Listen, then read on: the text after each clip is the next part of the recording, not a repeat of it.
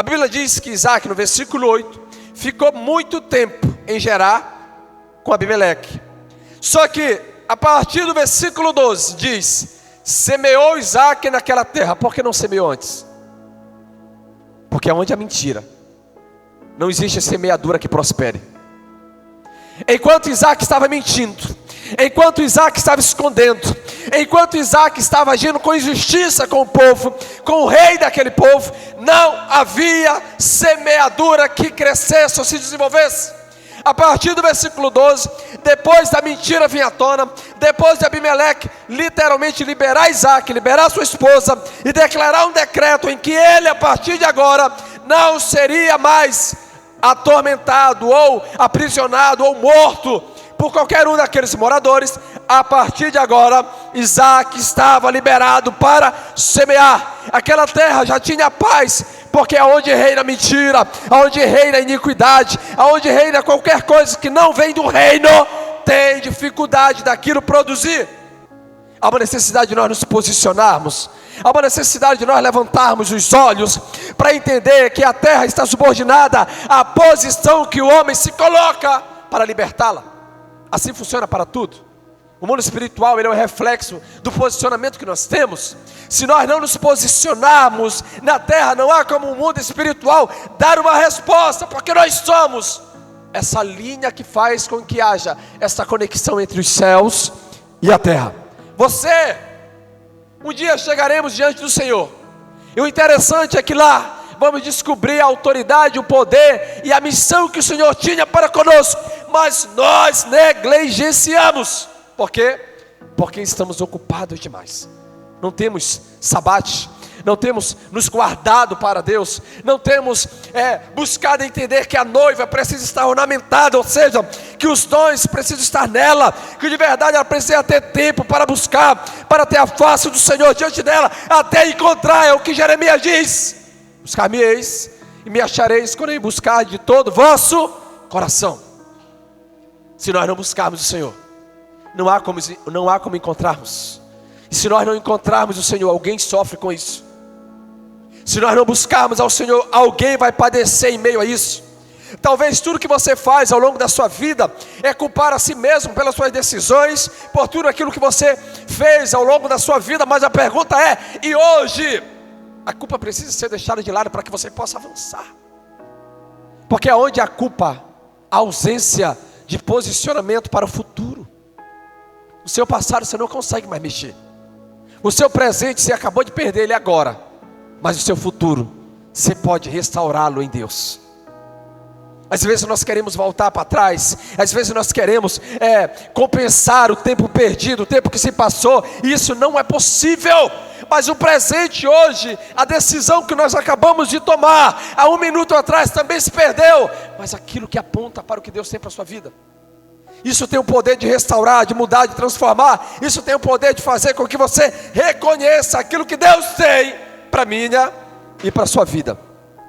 Semeou Isaac naquela terra, e no mesmo ano, meu Deus, no mesmo ano, recolheu 100 por 1. Você tem noção? No mesmo ano, quando Isaac semeou, a 100 por 1. Você tem noção disso? 100 vezes mais, no mesmo ano que ele semeou. Não foi 10 anos depois, não foi 2 anos depois, mas foi no mesmo ano. Por quê? Porque o Senhor o abençoava. Versículo 13: enriqueceu-se o homem, prosperou, ficou riquíssimo. Às vezes, mexer no passado é algo que dói. Logo nós vamos entrar nessa sequência de ministração agora. Mas por que dói mexer no passado? Porque o seu passado, aonde ele está alinhado, aonde ele está alicerçado, determina o poder da sua semente. Uma certa vez Jesus disse assim: se você trazer a sua oferta no altar e te lembrares que tem alguma coisa contra o teu irmão, deixa a tua oferta, vai se reconciliar com ele e depois volta. Sabe o que ele está dizendo? Se a tua semente, se a tua oferta, ela está sendo plantada, mas tem alguma coisa que ainda não está resolvida, vá lá resolver, gente. para que a tua semente possa ser semeada numa terra em que ela venha prosperar no mesmo ano de forma poderosa, de forma em que você não venha ter o peso do sofrimento sobre seus ombros. Quando você olha para Isaac, percebendo ele por muito tempo em Gerar, vivendo junto com Abimeleque naquelas terras, e sem produzir, sem plantar, sem semear, sem fazer nada, é porque de verdade esse impedimento estava impedindo dele conseguir avançar nos planos e nos projetos de Deus, por mais que essa não era a terra que Deus tinha para Isaac. Deus estava abençoando Isaac em Gerar, mas essa não era a terra que Deus tinha para Isaac. Versículo 14: possuía ovelhas e bois, e grande número de servos, de maneira que os filisteus lhe tinham inveja, e por isso lhes entulhavam todos os poços que os servos de seu pai haviam cavado nos dias de Abraão, enchendo-os de terra.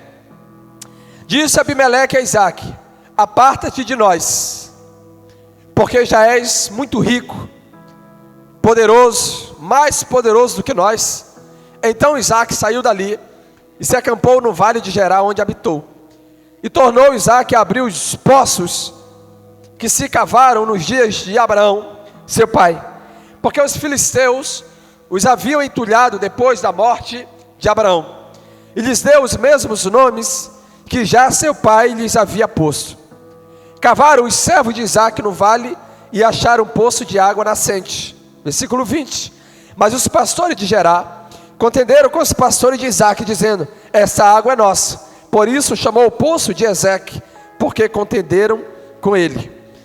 O primeiro poço aberto por Isaac não é aqueles que ele desentulhou, que foi cavado pelo seu pai, mas que ele cavou, que seus servos acharam, foi chamado de Ezeque, ou seja, contenda.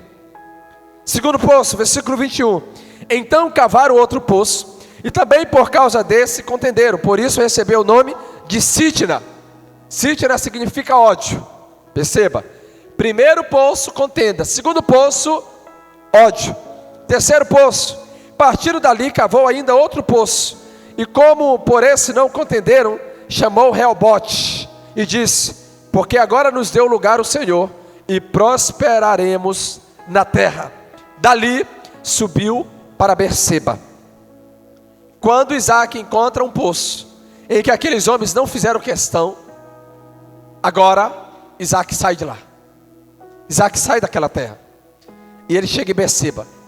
A primeira coisa que acontece quando Isaac chega em Berseba, versículo 24: na mesma noite lhe apareceu o Senhor e lhe disse: eu sou o Deus de Abraão teu pai, não temas, porque eu sou contigo, abençoar-te-ei e multiplicarei a tua descendência por amor de Abraão meu servo.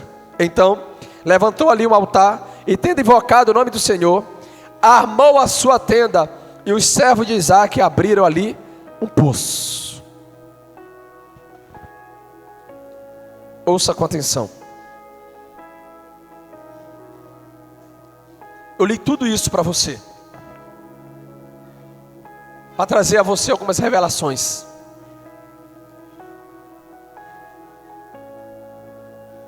O nosso tempo de vida, ele não é tão longo como você imagina. O nosso tempo de vida, ele é muito curto quando se trata da eternidade. Mas o nosso tempo de vida, ele tem um poder muito grande de semear algo que é maior do que as riquezas que nós construiremos ao longo da nossa vida, que é o legado. O seu legado, ele será proclamado, ou ele será louvável nos céus e na terra por homens e por anjos e pelo próprio mundo espiritual. Mas o seu legado também, ele terá o poder de poder trazer aquilo que outros não conseguirão se não gerarem um legado. O que nós precisamos entender ao longo da nossa história de vida é que nós estamos vivendo como se fosse Isaac, filho de uma promessa, mas que nessa mesma promessa nós precisamos entender para que e para onde nós estamos andando, para que lugar nós estamos dispostos a viver aquilo que é a vontade de Deus. Será que nós estamos atentos ao direcionamento daquilo que o Senhor tem? Porque os poços que nossos pais abriram, eles foram entulhados em algum momento da história. Alguém por inveja, ou alguém por não gostar da posição daqueles que vieram antes de você, entulharam aqueles poços com o evangelho de poder, com o evangelho de ousadia, com o evangelho de autoridade, com honra, com os milagres, os sinais, os prodígios. Esses poços estão sendo entulhados cada dia. Agora cabe a nós nos posicionarmos e entendermos. Será que você vai deixar com que os poços que foram cavados em meio a sangue ficarem entulhados, quando eu e você precisamos nos posicionar para começar a cavar, desentulhar os poços que de verdade carregam a glória de Deus? Ou será que nós vamos nos contentar em viver aquilo que não faz parte da vontade de Deus, ainda que nós venhamos andar em caminhos que não são terras que Deus não nos chamou para viver? A plantação, a semeadura, ela vai ter que ser colhida no momento em que você se alinhar com a vontade de Deus. Não há alinhamento com Deus onde há mentira. Não há alinhamento com Deus onde há morte, onde há destruição, onde há tudo aquilo que é contrário à vontade de Deus. A semeadura dele não pode prosperar. Mas aí talvez você pare e se pergunte: mas eu conheço pessoas injustas, pessoas más, pessoas que não têm nada de Deus, pessoas que não amam o Senhor, que não temem ao Senhor, que são tão abençoadas. E quem disse que a semente delas foi Deus que prosperou? Quem disse que a semente delas foi o Senhor que fez ser germinada a 100 por 1 no mesmo ano que elas plantaram? Não esqueça de algo: Satanás ofereceu a Jesus a glória de todos os reinos se ele se prostrasse. Não esqueça de uma coisa: a serpente ofereceu a Eva aquilo que o Senhor a proibiu de comer, simplesmente porque aos seus olhos era bom, aos seus olhos era algo precioso. Você sabe por que nós temos dificuldade de orar? Porque a oração aos nossos olhos não é algo agradável. Perder sono não é algo agradável. Buscar ao Senhor não é algo que faz bem para mim e para você, dentro da nossa concepção humana. Sabe por quê? Porque não há pessoas que oram e vejam resultado, pelo menos da forma como ela quer. O resultado da oração, ela não vem como nós queremos. Tem poços hoje abertos porque alguém orou muito para que eles se abrissem. Tem poços hoje que estão abertos porque pessoas abriram a mão da própria vida para que esses poços estivessem abertos. Agora se atente para isso agora, pelo amor de Deus. Os servos de Abraão abriram aqueles poços, e os servos de Abimeleque entulharam aqueles poços. Existe uma geração antes de nós que abriu poços, e existe a atual que está entulhando. Poço que está entulhado de areia, entulhado de idolatria, entulhado de mentira, entulhado daquilo que não é da vontade de Deus, não tem como gerar água. Para que serve poço se não para gerar água? Para que serve um poço se não para suprir necessidades? Para que serve um poço se não para ser uma resposta para matar a sede de alguém que está em desespero? Agora, um poço entulhado serve para quê? Para nada. A pergunta é: será que nós estamos dispostos a desentulharmos esses poços? Ou será que nós vamos ficar simplesmente olhando e não carregando sobre nós o desespero de entender: meu Deus, mas esses poços foram a preço alto que eles foram cavados? Será que essa geração vai se contentar com o evangelho sem poder, com o evangelho sem ousadia, com homens sem fé? Por isso que o Senhor faz 2 vezes essa pergunta: por acaso achará o filho do homem fé na terra? E a segunda: encontrará o amor, porque de muitos se esfriará. Amor e fé. Amor e fé em uma geração que ama tudo aquilo que aponta para ela, para que o seu ego, para que as suas decisões, para que as suas vontades, para que aquilo que ela acredita ser o melhor para a vida dela, prospere. Essa noite nós precisamos nos posicionar para abrir poços. Vamos desentulhar os poços que estão entulhados. Quantas das vezes nós estamos entulhados? Nós somos esses poços. Alguns estão jorrando água, Alguns estão fartos daquilo que de verdade eles foram abertos para poder viver. Outros estão entulhados pelo medo, pelo pecado, pela imundícia, pelos espíritos geracionais, familiares. Muitos estão entulhados porque ainda não reconheceram porque foram abertos. E nós precisamos começar a olhar de novo, para entendermos uma coisa: poços entulhados, eles jamais terão pessoas ao seu redor. Poços entulhados, eles jamais terão pessoas buscando alguma coisa neles. Poços entulhados, eles jamais poderão ser a resposta para a necessidade de alguém. Agora, poços abertos, eles atraem pessoas. Poços que estão gerando água, eles atraem homens e mulheres. Poços que estão gerando algo, eles de verdade têm pessoas buscando ali aquilo que é a necessidade. Entenda uma coisa: a Bíblia vai nos dizer que estava Eliseu na caverna desesperado, porque agora Jezabel queria matá-lo. E ele está lá com fome, sem água para beber, sem comida. E o Senhor envia os corvos para levar carne para Eliseu. A Bíblia fala de um ribeirão que tinha água diante dele para que ele pudesse beber. Só que aí de repente os corvos não vêm mais deixar a carne. O ribeiro seca diante de Elias. E agora o Senhor vem falar com Elias.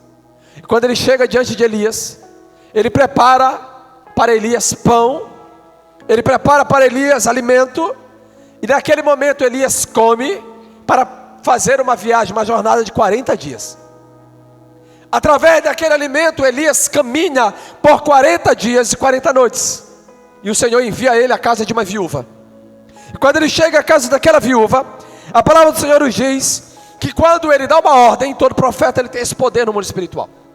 Ele dá uma ordem dizendo que ela precisaria preparar um bolo e trazer para ele. Só que era o bolo que ela iria preparar para comer com o seu filho e morrer. Imagina na cabeça daquela mulher: mas é o único alimento que eu tenho. Se eu entregar a você eu vou morrer, mas a palavra do profeta é decreto. E ela creu. E ela prepara o bolo, ela dá a Elias. E a Bíblia diz que o Senhor sustenta aquela mulher. A necessidade do profeta é a resposta para a vida de uma pessoa. A necessidade para alguém é um poço aberto. A necessidade para alguém é um poço sendo desentulhado.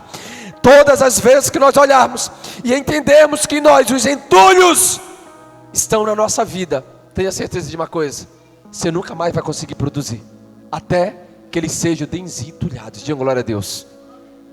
E quem é responsável por fazer isso? Nós precisamos parar. Por isso que na oração nós temos um inimigo: o problema do falar.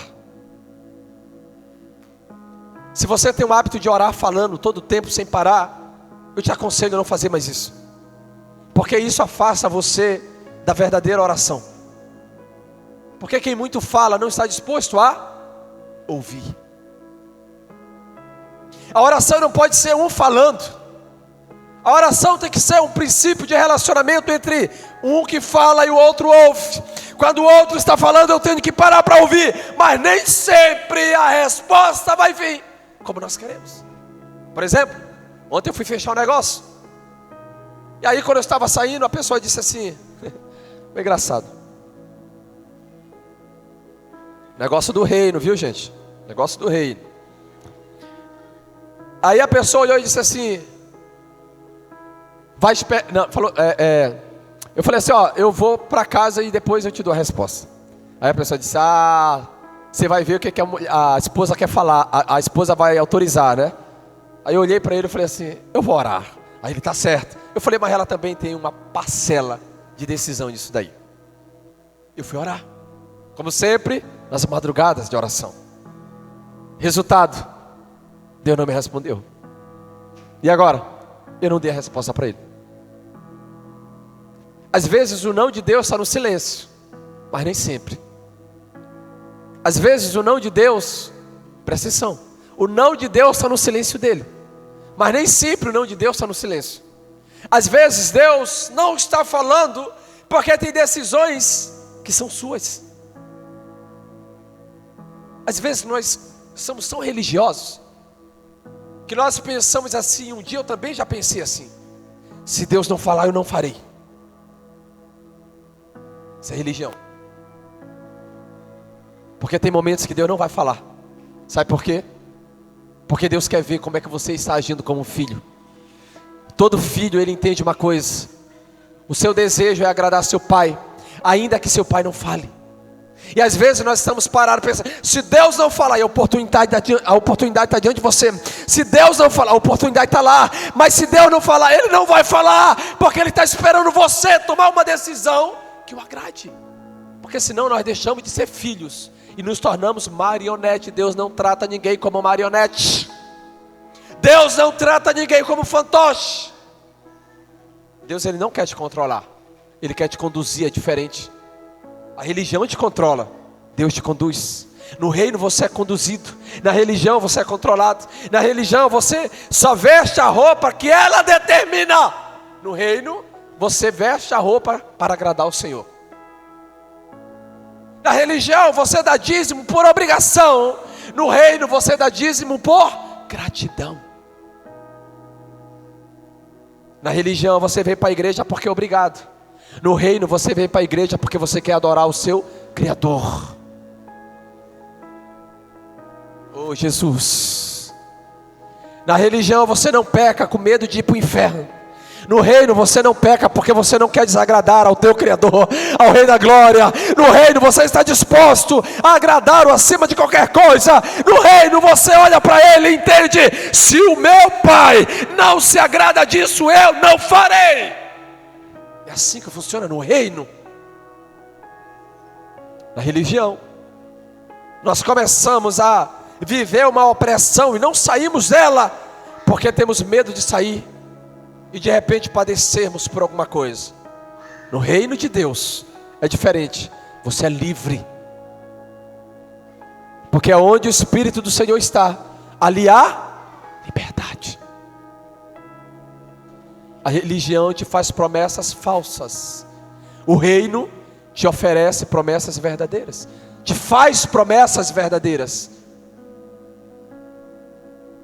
E aí quando nós olharmos para dentro desses poços entulhados, nós temos que começar a buscar: Senhor, eu preciso que esses poços sejam desentulhados hoje.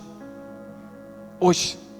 Porque se esses poços forem desentulhados, agora sim, eu vou conseguir viver aquilo que o Senhor tem para a minha vida. Quantos de nós já deveríamos estar voando, mas por causa dos entulhos, estamos nos arrastando, sem forças para caminhar, sem forças para avançar, com o interior todo bagunçado, cheio de medo, cheio de acusações, e você olha para dentro de si e não consegue ver uma saída. A saída está em o quanto você olha e reconhece o que Deus tem para você. Se atente para algo, pelo amor de Deus. Esses poços, eles representam aquilo que alguém um dia plantou, um dia abriu, um dia alguém se esforçou para tal coisa. Mas os poços que foram desentulhados eram os poços de Abraão, pai de Isaac. Mas Isaac não ficou com os poços de seu pai.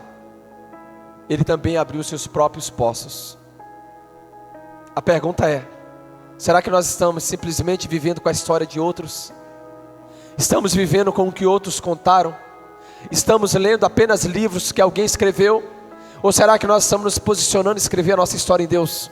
Ou será que nós estamos escrevendo livros? Ou será que nós estamos, em vez de apenas cantar canções que alguém escreveu, nós estamos também escrevendo canções?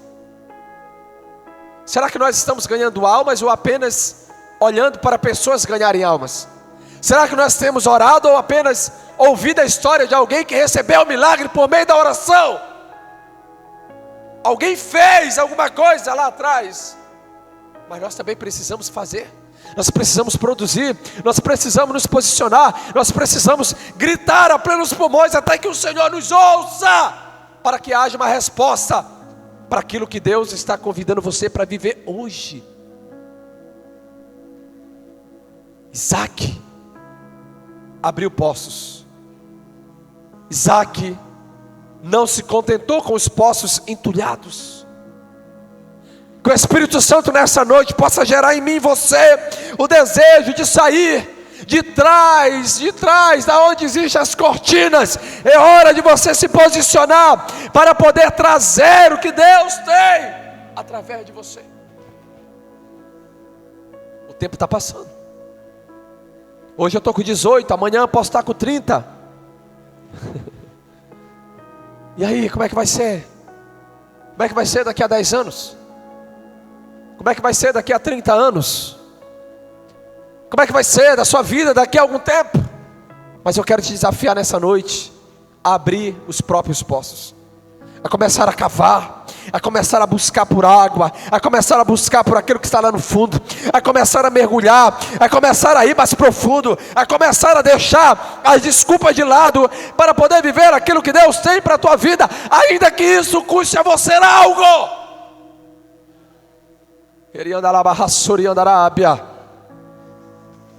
Chegará um tempo, Jesus, eu te dou louvor. Essa geração vai começar a clamar de uma forma que você nunca ouviu. Essa geração vai começar a desejar por algo que não há mais a possibilidade de receberem, porque quando era oferecido, eles simplesmente abriram mão.